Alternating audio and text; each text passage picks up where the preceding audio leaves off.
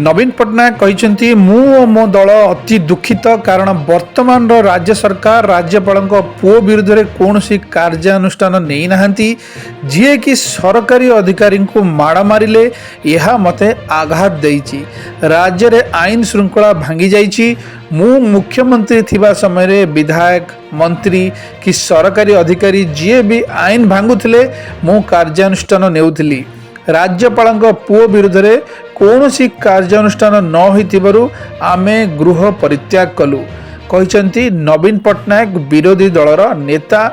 राज्यपाल पुओ जड़े सरकारी अधिकारी को माड़ मारी किंतु दुखर विषय सरकार यह उपर कौन कार्यानुष्ठान नेउना।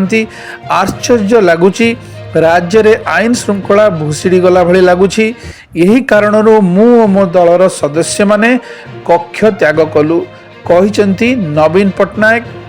मु मो दल अति दुखित कारण राज्यपाल विरुद्ध पुओं विरुद्ध में कौन प्रकार कार्यानुष्ठान ये सरकार नहीं नहांती।